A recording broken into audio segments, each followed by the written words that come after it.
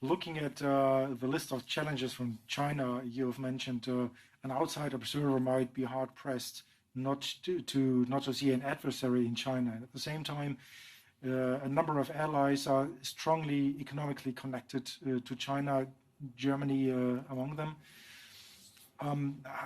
To which extent do these economic bonds hamper steps that might need to be taken to counter security challenges from China?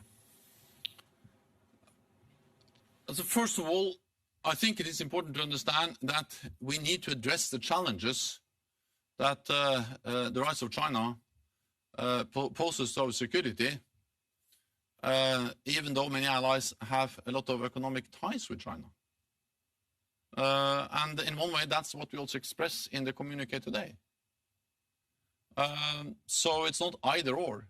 It's not like you either do nothing and trade, or you do a lot or are not able to trade. The world is not that simple. So I think that what is important today is that, of course, individual NATO allies have addressed both the opportunities and the challenges related to the rise of China for many years. The new thing we have seen today is that we strongly agree that we should do this together as an alliance, because we understand that we need to stand together. China soon having the biggest economy in the world. Even the United States, which used to be the biggest in almost all domains, they realize very clearly that when it comes to China, it is a huge advantage for the United States to have 29 friends and allies. So, I just think that we could strengthen our cyber defenses. We can make sure that we don't have vulnerable 5G systems. We can make sure that we invest in advanced technologies. We can work on arms control with China and continue to trade with them. For me, that's not either or. It's actually to combine but stand together, because that makes it all stronger. Agenzia Nova, lady in the second row. Thank you. Giulia Torbidoni, Agenzia Nova, Italian News Agency. Mr. Secretary General, I want to ask you if you have talked about the Southern Front, so the Mediterranean region. And a second question about Afghanistan and NATO 2030.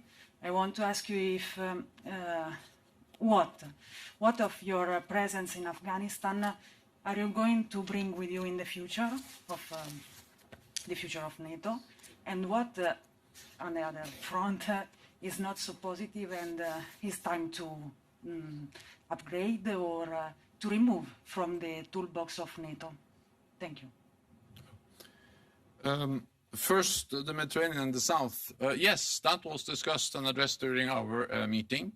NATO has to be able to respond to threats and challenges from all directions.